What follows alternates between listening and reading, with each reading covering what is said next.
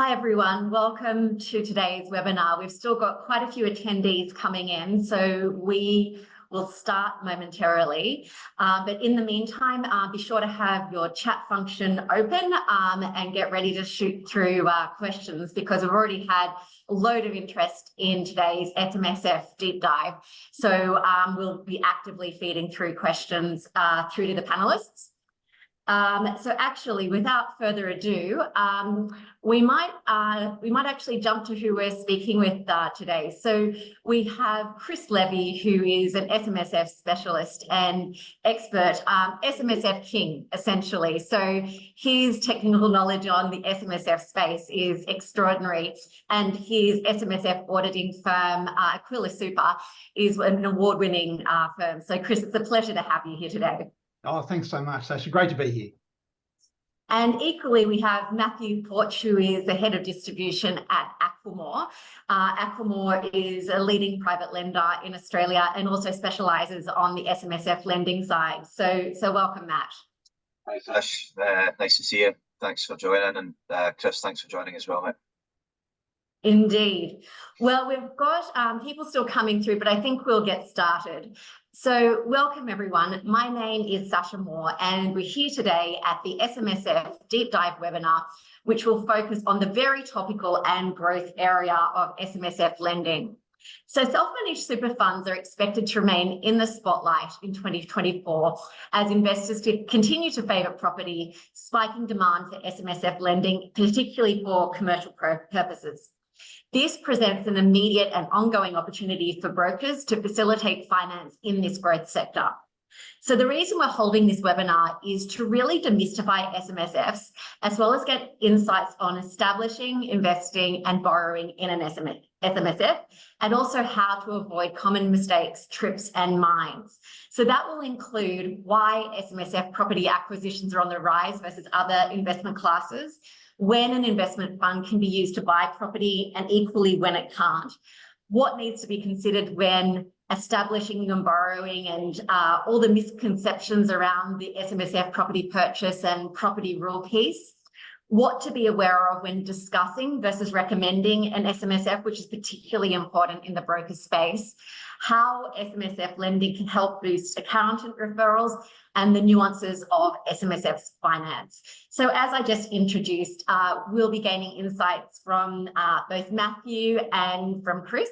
And also, because it is such a detailed topic, at the end of this session, we'll be providing you some fantastic SMSF fact sheets to help you have some SMSF related conversations. So we'll be sending you 2 fact sheets, one which is broker specific and the other which is client, or technical term, trustee specific. So you'll have that as an asset to help your conversations.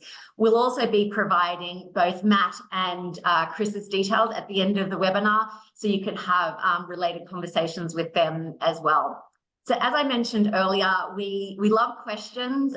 We will either feed questions through as it relates to a particular area, or we will have Q&A time at the end. So again, please feel free to use the Q&A function within the webinar, or equally the chat function, and I will keep a close eye out on that.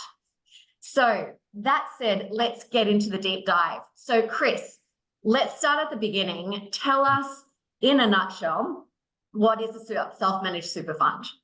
Sure, right. So look, some people have described a self-managed super fund as just a microscopic version of those big industry and retail funds you hear about. To some extent, that's quite true. The rules are very similar, but obviously self-managed super funds have their own special rules. And one of the key ones, it can be no more than 6 members. It lends itself very well to families, sometimes business associates, but most of the ones we see are families.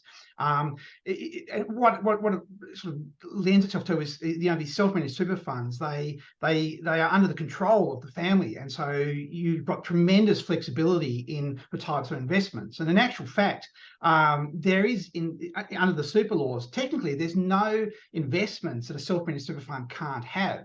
I've seen all sorts of extraordinary things in super funds, from livestock to Maseratis, although tax office isn't a fan of those, sheep embryos, all sorts of weird things. So there's no restrictions there, but there are restrictions on what you can do with those assets. And that it's particularly relevant when you've got, say, property, which we're going to be talking about later, in terms of related party dealings. So, look, very, very powerful, sort of vehicle. And I guess the other key takeaway would be conceptually, if you ignore all the jargon, these self-managed super funds is just a different type of tax vehicle. And I think it's worth just reminding everyone of just what those benefits are. So people will have their family trusts and companies, but a super fund, the basic tax rate is 15% or 10% of capital gains. But one day when people retire, that tax rate on both income tax and CGT drops to zero. So in a person's structure, having a self-managed super fund can be very beneficial. But thanks for the overview, and you've done well to summarise quite a complex structure so quickly. But we will delve into the nuances of that as we move forward. So just to segue now that we've established what an SMSF is, let's talk about the current SMSF sector. So as you would all probably be aware, SMSFs are on the rise, with the ATO reporting that nearly 8,000 SMSFs were established in the September quarter, which is the second highest number for the last 5 years. So in terms of what that means for the SMSF landscape, and in particularly from the financial services sector, Matt, from your perspective, what's driving the interest in SMSF investments, and particularly why are property investments in the spotlight? Yeah, it's a good question. I mean, out of that 8,000, I'd imagine that the very large majority will be property investors looking to leverage on that part of it, as opposed to managing their own stocks and shares, which is a highly complex and very volatile sort of market. The property market in Australia has remained stable even throughout, interest rate rises. Yields are still relatively strong. And I guess people now want more of a handle on their retirement than they did previously, where, you put your 10, 11% into an SMSF and it's run into a super fund and it's run by someone you don't know, and that fund manager takes a clip and all the rest of it. I think people are just looking for their retirement to work a little bit harder. And I think property and finance of said property and the tax benefits that Chris outlined as well are all behind why we're seeing an uptick in SMSF inquiries. And as you said earlier, demystifying the complex landscape that SMSF lies in is key for people to realise it's not that difficult. So. Yeah, and I think that there are a few nuances to what you were just saying. I think that it's definitely, I agree, as people are looking for more secure investments for their portfolio, property is always the king of that portfolio. So I think there is a natural focus on that. But the other thing that I find quite interesting with the SMSF space, and perhaps Chris, you can also talk to this, is that traditionally SMSFs were associated with a much older borrower, but there's becoming a much broader demographic of borrowers and borrower types who are interested in SMSF structures. So Chris, what have been your observations in terms, from a trustee perspective, in terms of the broadening or the appetite for SMSFs? Look, I mean, I when these things first started, it was obviously more high net wealth individuals, which tended to be older anyway. But I mean, look, as I said, they're just a tax vehicle. And I think people that are, sort of earlier on in their careers, who may have an interest in, whether it's weird stuff like cryptocurrency or whatever, or they want to get into property at a fairly young age, and they've built up a small pool of super. They're jumping into this. So look, I wouldn't say it's drastic change, but there's definitely been self-managed super funds set up for quite younger people as well now. Yeah, indeed. And excuse me, Matt, sorry.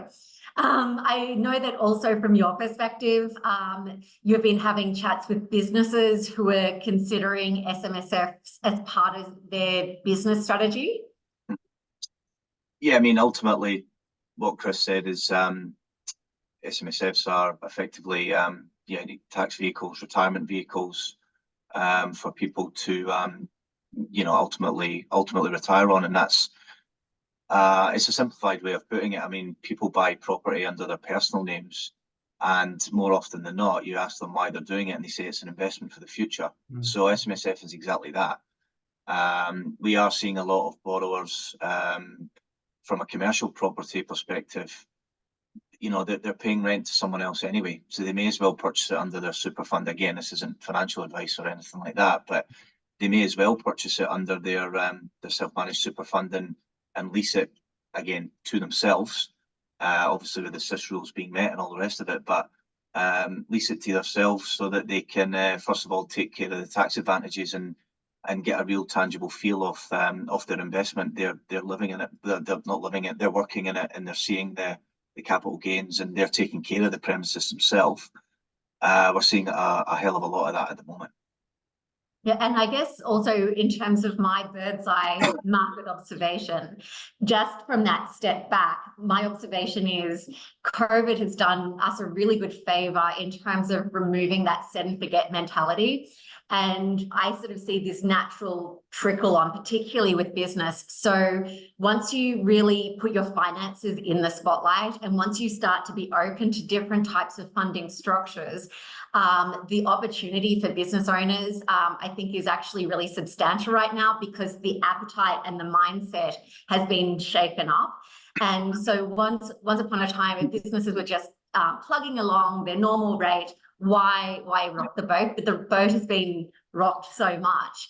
I think one of the upsides is, businesses are they're being forced to be more proactive. They're being forced to look at their finances. Hopefully they're having more conversations with their accountants, and off the back of that, discovering ways which are going to more optimize their position from both the personal as well as a professional perspective. So I think, from, again, my bird's eye view, I expect SMSF lending to really continue to grow, just based on watching what's happening in the sector, as well as watching what's happening particularly in the private lending sector, as the traditionals and increasingly the non-bank sectors are tightening their restrictions of credit, and the private lending sector in particular having that solution focus and access to readiness of funds available. It'll be interesting to watch what happens this year. So, Chris, I'm going to move back to you. So, Sure. As you alluded to, there's a lot to consider when establishing, investing in and borrowing in an SMSF. Yeah. Can you provide just a brief overview of when an SMSF fund can be used to buy property, and an overview of what an investor needs to consider when borrowing for this type of asset? Yeah, sure. Well, look, like I said, there's no restrictions on what a super fund can invest in. If they want to buy to start with, the basic scenario is a residential property, very straightforward. It's no different from a trust buying it. When you get the borrowing into it, though, this is where the complications come in, and it's not the sort of thing that brokers, really need to know backwards, but you need to be aware of it. Now, the basic rule for superannuation funds is that they're actually not allowed to borrow. It's a rule ever since they started under some tiny, sort of very extreme circumstances. So the basic rule is no borrowing. But then there's a bit of a history. When Telstra was first privatised, the government changed the rules to allow these instalment warrants, and so it's just sort of gone from there, and all these sort of weird iterations. And the current model, the current sort of format that the government's put down is you've got these things called limited recourse borrowing arrangements. So you don't have to set up instalment warrants now, but you need to have this structure where, and the two sort of conditions is that the lender can't have recourse back to the other investments of the super fund. It's sort of almost like a quarantined asset, and they do that through the means of setting up a bare trust. When you're talking about borrowing in a self-managed super fund, you need to set up this other little structure, quite apart from the super fund trustee, involving a bare trust with a custodian. And so if something goes bad, the lender can't go and access the assets in the fund, which you can imagine in the early days. Financial institutions were wanting 60% LVRs and 5% interest rate premiums, but that's all gone by the wayside, because what they've done and what the ATO accepts for some unusual reason is that the individuals, the members, can guarantee that loan themselves, and so that brings everything back down, and it's quite commercial now and quite viable. So you've got this bare trust sort of structure, it's basically just this extra layer of I don't know, sort of paperwork, I guess, when you go down this borrowing path. So I guess just be aware of that. Chris, I might just segue just for a minute. So for those who aren't necessarily familiar with SMSF, bare trust in itself sounds like quite an intimidating concept. So what does that actually mean in real terms? Yeah, okay. Because a grizzly bear comes to mind when I first heard that. So BARE, it's think of those politicians that are holding these shares, but they're not allowed to, but they say, well, I'm letting someone else manage it. I've got my broker, I don't have anything to do with it, it's someone else looking after it. It's just very, very, very simple. It's the most basic form of trust. It's like, I'm holding this on behalf of someone else. So you don't need a special tax return. It's not a special structure. It's simply someone else is holding that on behalf of someone else. Now, from a practical point of view, what it means is when someone wants to go into, borrow on a property, residential, commercial, because the rules are the same for either. When they want to do this, they typically now need to set up another company to act as that custodian. And so I guess one of the takeaways from this is that there is going to be this extra layer of costs at the establishment level. Once it's set up, it just runs, it's just cruise control. But initially there are going to be additional costs and paperwork, which, we accountants and the lawyers we work with, we have to deal with all that nonsense, but be aware that there is this hurdle to jump over. So I guess from the point of talking to our brokers in the audience today, is it's not that you need to be the ones who are setting it up. It's actually quite the contrary, but it's more to manage the expectation that if you have a client, or as you're referring, the technical term, a trustee come to you and say, I want to purchase in an SMSF, you'll then have the assets to be able to say, have you set up this and that and the other, or is all of this already ready to go? Because having gone through this myself, it's surprising, because you don't realize what ducks you've got to have in a row. And particularly if, and as I alluded to before, particularly in the private lending space, when it is often the case that funds are required quite quickly, because how it is, whether it's residential or commercial property, it is often a time-sensitive situation. So the purpose of going through it at this level of detail from Chris's perspective is just so you've got the macro overview of what needs to happen before you start to have those finance facility conversations. Yes. So actually, I will also touch on one thing that is a big deal in SMSF world is the non-related arm's length tenancy. So perhaps, Chris, if we can just delve into that, because that's something that I expect a lot of brokers will have a loose conversation about and should be aware of. Yeah, sure. Okay. Well, two aspects to that, just briefly on residential. And this goes back to those very strict rules with self-managed super funds.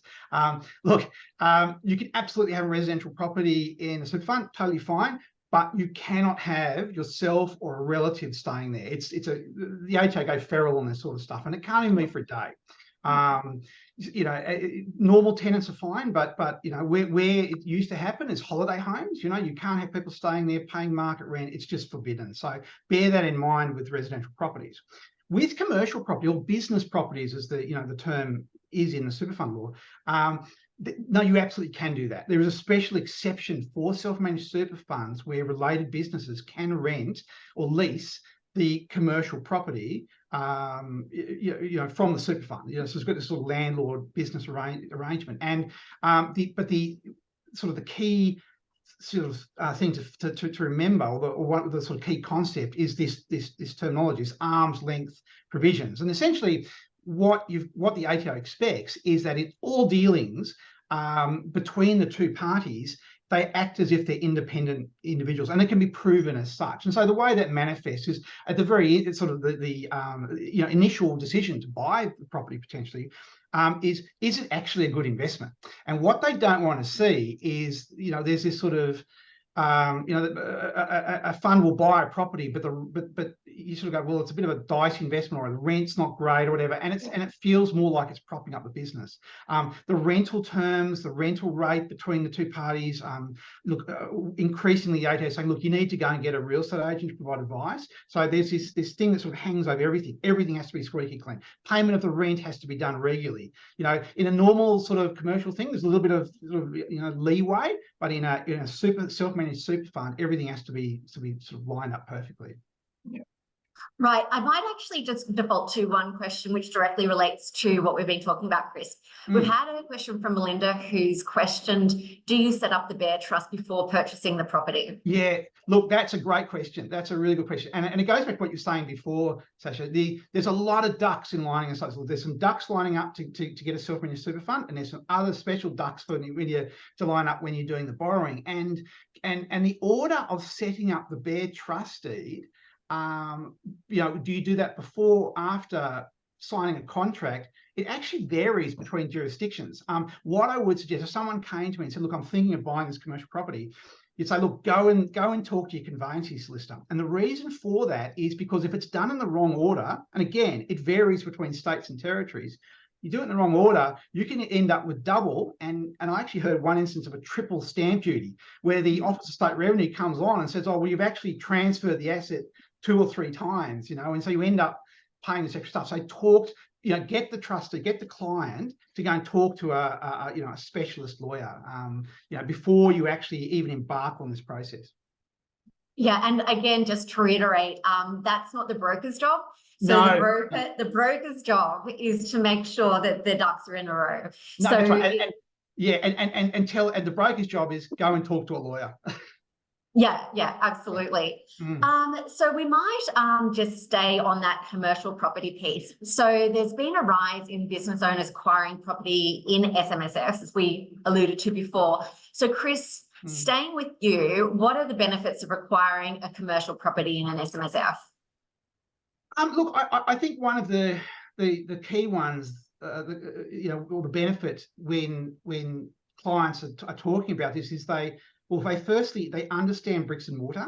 They see all sorts of volatility in the share market, and they don't really understand it. And these are smart people, doctors and lawyers. They don't really get it, but they get property. And secondly, they get their business. They understand their business. Now, not all commercial properties are leased back to a related party. There might just be a normal sort of investment thing, but the majority I see is there is a related a business involved, and so they know this business. They know it's probably been around for a decade or so. They know what their future growth path is. They know like doctors might say, well, look, I'm not moving from this premises for 20 years. So they just understand it, and they sort of say, well, look, this rent, which I'm paying every year, well, that may as well go in my super fund. So it just lends itself to their future business plans. The value, sort of value of the property doesn't fluctuate significantly. It's very stable. And I guess one of the biggest benefits is that if you look at the whole life of a commercial property, and it's sort of something that Matt referred to before, is they might buy a property, say in their their 30s or their 40s, it's a commercial property, and so their rent's going in, taxed at 15%, but then when they retire, and the fund switches to being, going from a 15% tax vehicle to a 0% tax vehicle, they're getting this rent coming in. Maybe the new business owner comes in, they're paying rent, taxed at nothing, and then when they sell that property, the tax rate again 0. So it just lends itself. Property lends itself very well to self-managed super funds. And I guess perhaps maybe talk through again where a commercial property can legitimately be used for an SMSF in terms of the market criteria and valuations as sort of part 1 of that. And then maybe if we can just delve into part 2, the actual ongoing tax benefits of that structure. Right. So in terms of can a business use it? I mean, look. I mean, the basic rule is, look, any business can lease the property. It just has to be at commercial rates. And again, the way having a self-managed super fund, there are responsibilities that the trustees have to do every year because it gets an audit. And so when a new lease is started, you need to get a real estate agent to come in and say, look, this is how much it should be. And you need to have a proper written lease. It needs to be, CPI increases and all that. Again, it has to be everything has to be done above board, but there's no real restrictions on some businesses can lease a commercial property, but these businesses can't. So it's at the end of the day, it's the common sense rule. Does this stack up? Absolutely. / is this shady? So does it stack up? Meaning, Yes. Does this stack up at a legitimate market rate? Is this deemed fair and reasonable? Absolutely. And not a tax aversion, essentially? No, that's right. And if you have that real estate agent with with providing some info, it's very easy to tick the box, and that's all it is. It's just a box ticking exercise. Yeah.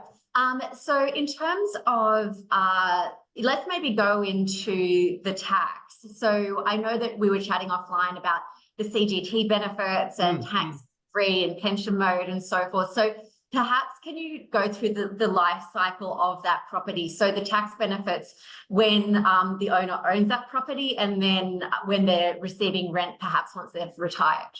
Yeah, sure. Well, okay. So let's say that someone buys a property at 40, and it can be like, say a single doctor in a surgery, or it can be a collection of, we did one last week with, I think it was about 6 architects, and they got all their super funds to invest. Actually, they sort of set up another structure, but they all invested in this property, their commercial property. And if you look at the lifetime, so let's say they buy it in their 40s, the next 20 years, they're running their business, the rent's going in regularly, they're getting, regular, re-estimates of the rent value. So every 3 years, it's, reset to market. So it's gradually increasing up. That rent that's coming in it's accessible to the fund, 15%, obviously less all of the expenses that are land tax and rates and that kind of stuff. So it's coming in the fund, again, taxed at 15%, and it's just building up and potentially paying off any borrowing that they've had on this property. At age 60, they retire. At that point, what you can do is they can trigger a pension. They can say, look, I'm not working anymore. When it gets to say 65, they actually say, well, it doesn't matter that I'm still working. I just want to start a pension. So they flick a switch in the self-managed super fund, and it's just a minute and a bit of tax work, and the fund tax rate drops from 15% to 0. All rent, all capital gains, not contributions, but everything else, every investment income is taxed at nothing. And that's the holy grail for us accountants. You can't beat that. And touch wood, the government doesn't change the rules the next decade or so. No, indeed, and which is why the structure's so appealing. And again, as we talked about, it's appealing with residential, but it's also growing. The appeal for commercial is growing. So I think you've touched on a really, really important point. And one thing I really wanted to focus in on is what brokers should be aware of when discussing versus recommending an SMSF to a client, because for everyone who's listening, this is probably the most important part of today's webinar. Well, look, obviously you've got to be aware of that, self-managed super funds are a financial product, and you've obviously got to be, you can talk to trustees about, what the rules are, what the facts are, whether they can do it, but obviously got to be very careful about recommending a self-managed super fund. ASIC really go on the warpath on this sort of thing. Just be very mindful that, look, if a client's thinking about it, but they're unsure and they want advice, look, they need to go to a licensed financial advisor for some proper advice.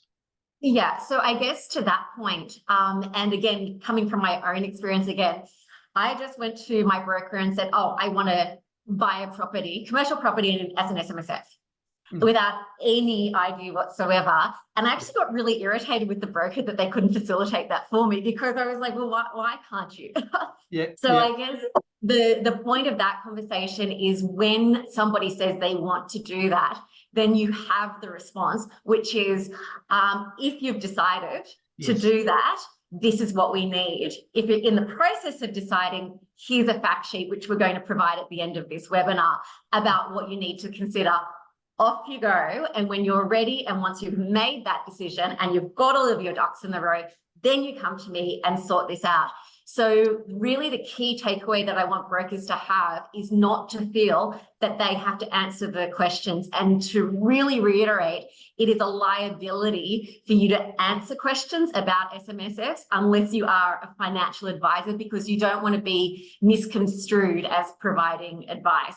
So you're the facilitator of information, you're not providing advice.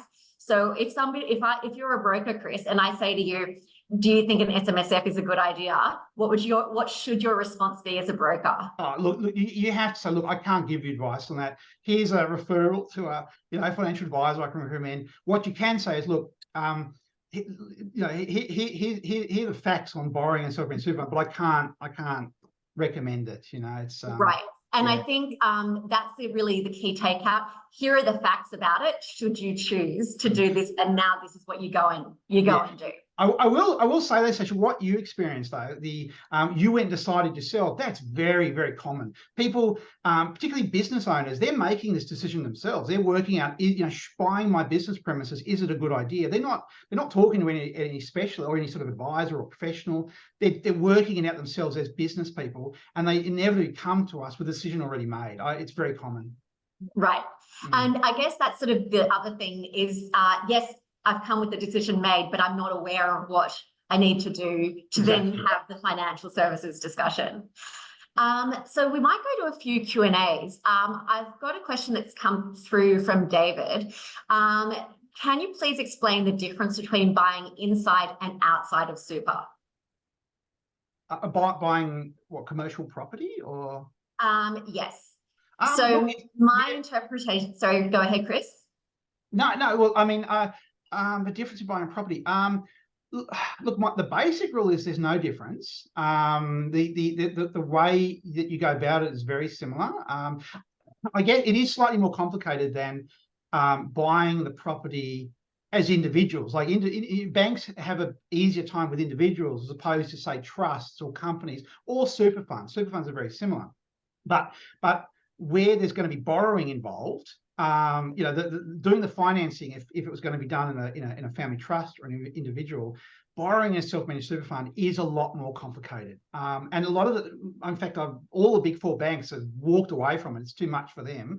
To give you an illustration of that, although from what I understand, and that's more your area, a lot of sort of second, third tier financial institutions have come to the fore and said, no, we'll help out with that. So look, there's this ridiculous structure of the bare trust and a custodian and a limited recourse borrowing arrangement, a special type of loan that you need to set up, which adds costs to borrow or to buy a residential or commercial property in a self-managed super fund. Apart from that, and those special arm's length rules I was talking about, it's really no different. Okay, great. We've also had quite a few questions come in. This one's related to this question. So Catherine has asked, what's the minimum funds amount required to set up an SMSF? Oh, yeah, look, that is a very controversial topic. And again, it actually comes, you've got to be very careful about that, because it comes into financial advice. If I say, oh, look, if you've got 100,000, you can do it, you can get into a bit of trouble. I guess, look, ASIC actually put out a fact sheet about 4 or 5 years ago where they came out and said, you need $500,000 to set up a self-managed super fund. And they got absolutely roasted by everyone. Look, at the end of the day, there's two aspects that I would say to people who are thinking about self-managed super fund. I mean, you've got to think about, firstly, the costs. There are costs, we haven't talked about that. There are annual costs in running a self-managed super fund. You need to get accounts done, you need to get it audited, you need a tax return done, and the accountant does all that. The client will walk in with the bank statements and the receipts, the proverbial shoebox, go here, knock out the paperwork. So there's annual costs involved, and I guess someone would have to consider, well, what are the costs of running a self-managed super fund versus having it in a retail fund or an industry fund? So that's part A. Part B is, do they have the mental can they handle being responsible for this? Some people just do not want to be involved in this paperwork. Most business people we see are quite happy to do it. So Look, I would say that I would have concerns if it was less than 100,000. 200,000 is probably enough. But I've seen 100,000 if it's kept very simple. One property, bank account. Look, the costs of that are very small. So Matt, I might throw to you because in terms of just your on the ground experience, what would be the sort of typical deal flow or deal scenario with a commercial property in an SMSF that Acromore would deal with? Yeah, again, we get a lot of owner-occupier commercial properties where, the properties come up for sale and the client thinks, yeah, look, I want to have a tangible feel on my retirement and all the rest of it. I guess as a broker-facing business, a lot of what Chris said was very, very good to take on board in respect of, your job as the broker is, to facilitate the finance of this. Just, be very careful in regards to recommendations and things like that. And we have spoken about the cost element as well. The setup of these things, as you said, Chris, the order of getting them set up is important. Don't skimp on that sort of stuff. The client might say that's very costly and all the rest of it. It is what it is in that respect. It's very, very important to get all of that done. I guess, from a broker's perspective, the sole purpose test is very, very important in regards to SMSF lending. So, what's the purpose of the transaction? And Chris, you pointed it out very well. It's not to be used to prop up the business. It has to have retirement benefits to the members, and they obviously can't get cashed out early as well. So, as a broker, if you see a transaction and look, the rent looks a little low, or there's no lease agreement in place and all that sort of stuff, then as a broker, that's when you can get yourself in a bit of trouble, and you need to be kind of careful about facilitating those kinds of transactions. And again, if you do have that transaction as a broker, having this fact sheet to help guide you or to prompt the questions of have you done this, have you gotten this, etc., will help safeguard a deal going south. So again, from your protection perspective, to make sure that the deal is actually stacking up and is legitimate, both to protect the trustee as well as increase your chance of getting finance, then that's a good framework to also go towards. So Matt, in terms of just say if we refer to the last sort of quarter or so, what would be the average deal size that Acromore is facilitating for these types of commercial purchases? Yeah, I'd say the average sort of debt size would be about probably $1 million. It's relatively quite simple with the transactions that we're seeing. As Chris quite rightly pointed out, the SMSF landscape has certainly evolved and become a lot more commercially minded. Yes, the term limited recourse borrowing arrangement is certainly in the midst of SMSF lending, but in reality, it's the members are still providing directors' guarantees. So from a lender's perspective, the LVRs are now getting more stretched than they used to be. The banks, as you said, Chris, they just sort of tapped out at 50%, 55% on very good assets, all because they didn't not so much understand the landscape, but they didn't want to get involved with this LRBA and reputational risk around having to enforce on an asset if that's the way that it's looking. But from a lender's perspective, I would say that SMSF lending from a risk perspective is probably on the lower end of risk, given that, again, people are saving for their retirement. There are arm's length lease agreements in place. The space that we play in is sub 5 mil, for example. So the setup of these SMSFs is usually quite simple. We don't have a number of assets to quarantine from the rest of them through that bare trust agreement. So I'd say, about $1 million. We are seeing a lot of regional commercial properties, for example. We quoted one of our brokers yesterday on a transaction for a regional pub in Queensland, for example. Other lenders, they had their concerns about the area and all the rest of it, but this is a well-established trading business. It's been in business for 25 years, and they were able to present that information to us, which we were able to look at it and say it certainly makes sense. So we are seeing a lot of that as the major lenders step back. Okay, great. I might just go to a few more questions and then we'll actually go back to script, just because we're having so many great questions come through. So I've got one from Michael, which I will direct to you, Chris, first, and then to you, Matt. What are your thoughts of buying vacant land, 20 hectares in a rural area in a super fund, aiming for future rezoning or capital growth? So first of all, is that allowed in an SMSF? Well, it comes back to what I said before, so yes, every asset can theoretically be allowed in a super fund. I have seen this happen. One of the quirks of limited recourse borrowing, which I didn't raise before, is you can't make significant improvements to it. So these people that, for example, will buy a vacant block of land with financing, with the thinking that, look, I'm going to put once I contribute more money into my fund over the next couple of years, I'm going to build a house on it. That actually doesn't work. They have to remove the borrowing before they can actually make improvements to it. So just be mindful of that. If they're buying vacant land for future capital growth, that's acceptable. The ATO aren't too happy on it. They like nice assets with a cash flow and an income stream. But I mean, I've seen some spectacular capital growth, some spectacular returns from super funds that do sit on vacant land. And look, it's no different from, say, rural farmland. We've seen there's a lot of farmers that use super funds to buy, rural property, and the return, the cash flow from adjustment's pathetic.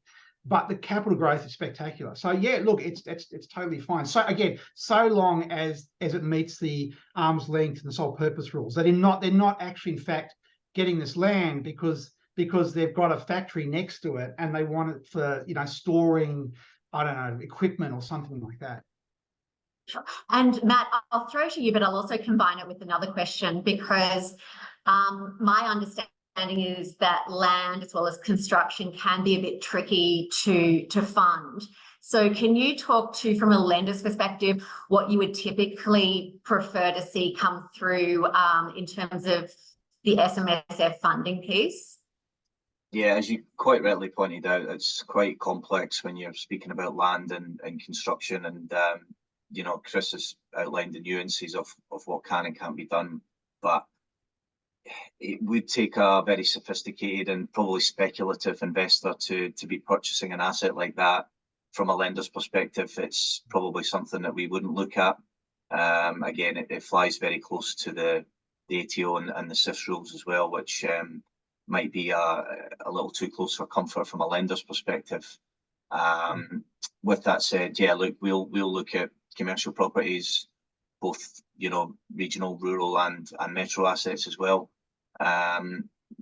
Residential assets, residential properties, we'll look at them, obviously. Again, with an arm's length lease, you're not living in the property and all the rest of it. So residential and commercial assets, regardless of their location, is something that we would certainly look at. In regards to, so I guess, yeah, so go ahead. I was just going to say, so the long and the short of it is, and I think the distinction with this webinar is, as Chris has pointed out, yes, an SMSF can have scores or if not hundreds or thousands of asset types. Mm-hmm. We're focusing on property because as a broker, that's what you're most likely going to come up or come in have in your radar, and typically property is what most lenders would be referring to. So by all means, if there are other different asset types, for sure, but I think and again, Matt, correct me if I'm wrong, most lenders would really be looking at that commercial property piece versus necessarily financing other assets that sort of fall out of that box. Yeah, that's right. And look, I mean, it's blanket advice. Obviously, everything's case by case, but as if I was a broker and a client came to me and they wanted to do this funky build later down the track on a piece of land somewhere, I wouldn't touch it. I would just say it's out with my scope in this. Happy to do it outside of a super fund, but again, that's all very, very speculative and yeah. So I guess at the end of the day, the insight is property is the bread and butter of SMSFs in terms of the purpose of today's discussion. Yeah. So What I might move forward to, because Matt, from our discussions, you sort of noted that accountants are being inundated with SMSF inquiries, and it sort of relates to what we were talking about earlier about the sector growth and so on and so forth. Where do you see brokers be able to utilise SMSF lending to boost accountant referrals? Yeah, absolutely. I mean, the accountants are busy enough doing their job. They're putting together the accounts there. And I can see Chris rolling his eyes there. God, yes. They're doing all that stuff. They're doing the auditing of the super fund financials and all that sort of stuff.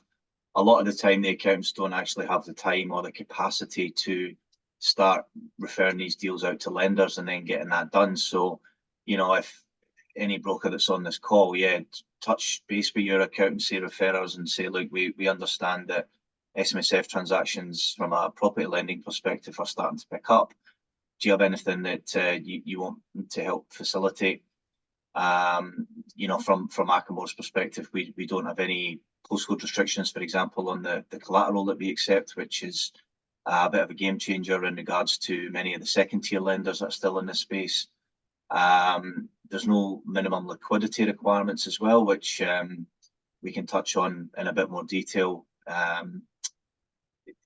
Minimum liquidity requirements just refers to how much money's in the fund initially. And again, as the environment has evolved, that has started to disappear. And I think a lot of the lenders are now starting to change their policies to have no minimum liquidity requirements because of the evolution of this lending space.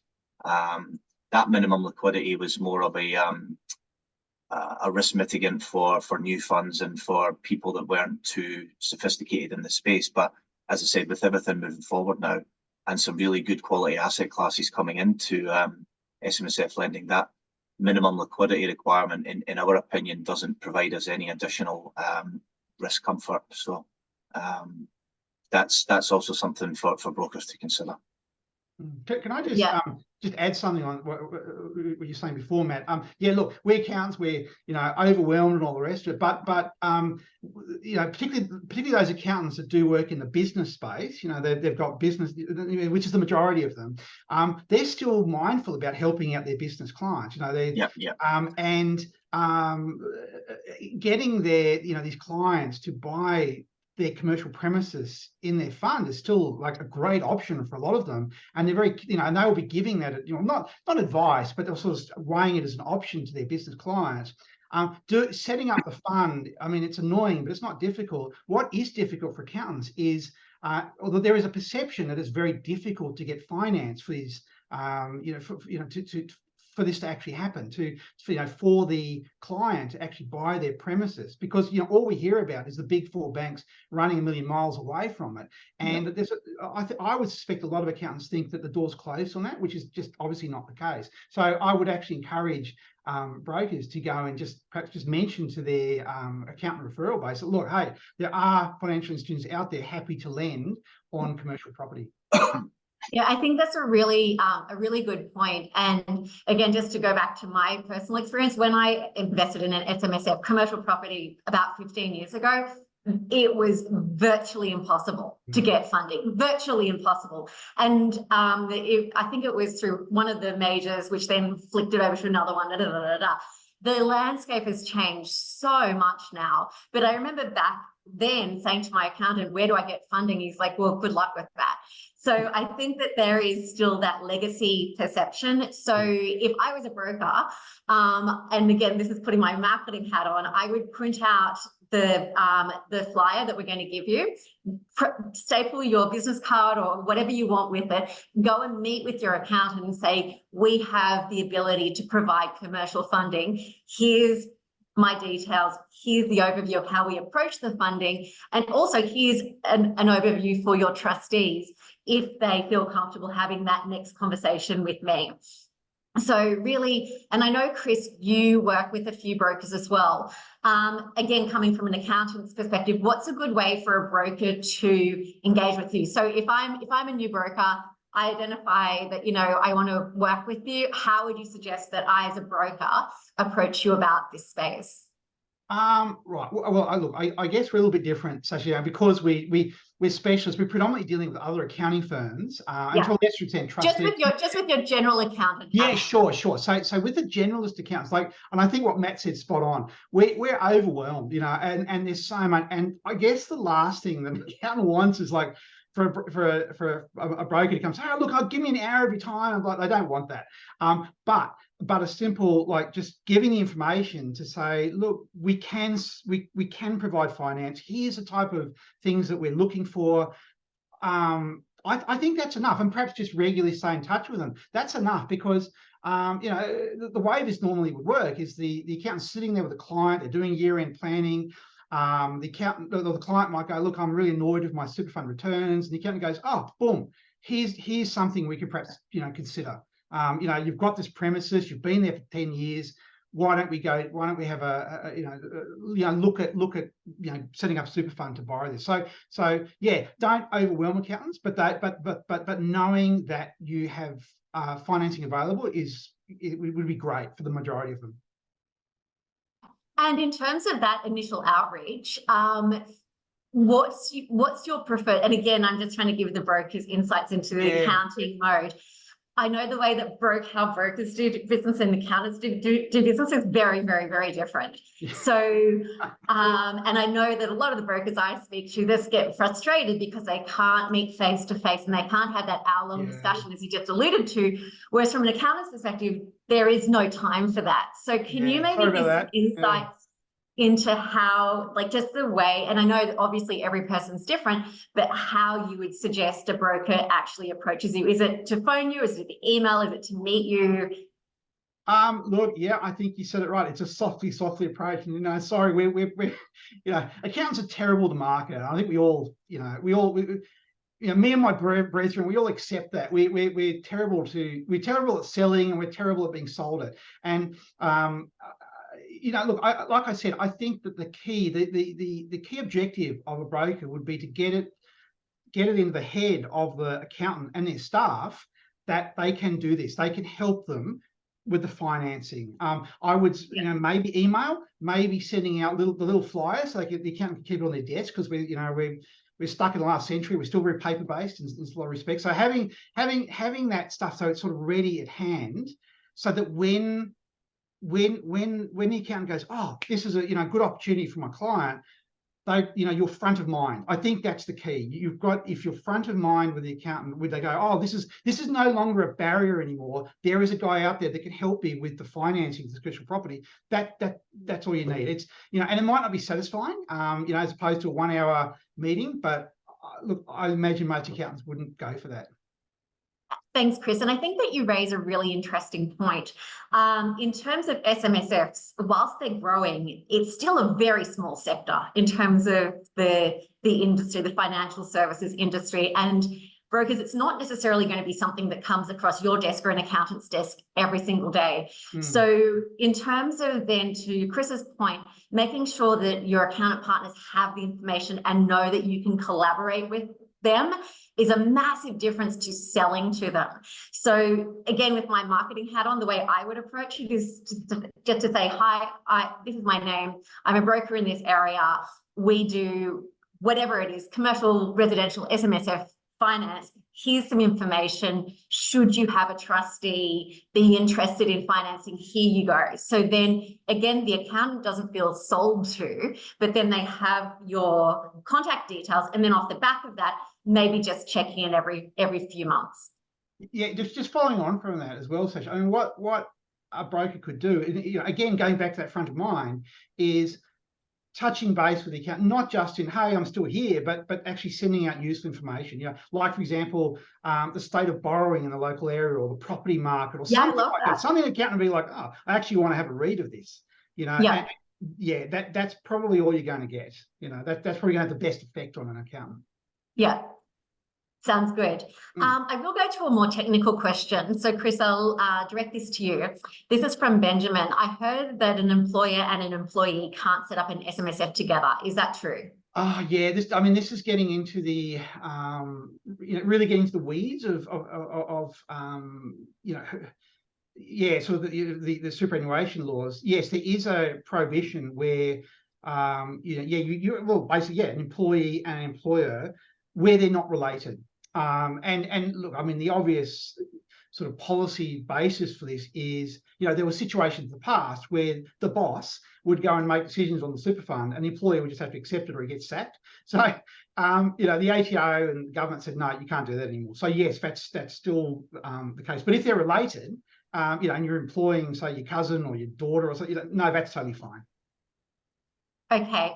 Matt, I'll switch over to you. A question from Simon. What information does Aquamore need upfront to work out if they have the appetite for an SMSF transaction? In terms of the upfront sort of discussion, it's simply just the property address, the purchase price, and just any information around whether the self-managed super fund has already been set up or if this is a new fund that's being set up. In regards to, I mean, we'll give you quite a swift response in regards to what the appetite will be. Be a quick no if it's not something that we can do, but something just to keep in mind is that from an assessment perspective, everything's done on a full doc basis. Again, that's just to meet the SIS requirements and make sure we've covered all of our bases. So yeah, it won't be I mean, in terms of preparing yourself and your client, it won't be a quick transaction. You do need to be patient. You do need to get the documents together. And as we said, the cost of setting these things up can be quite substantial. So all of that needs to be squared away with the client before you start tapping into lenders, I would say.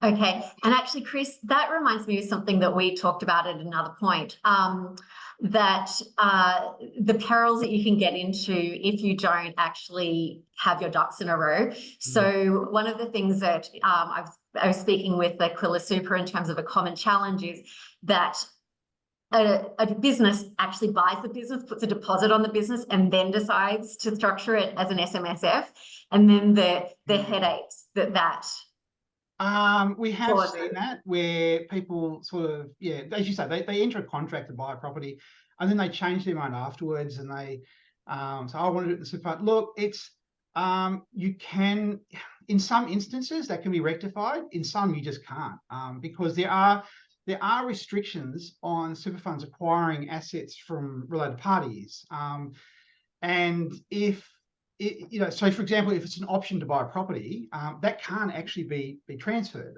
So look, it depends, and it's very much a case-by-case basis. All I can say is that if the client is even considering a self-managed super fund to buy a property, to just talk to the professionals involved beforehand. I mean, the carpenters say measure twice, cut once.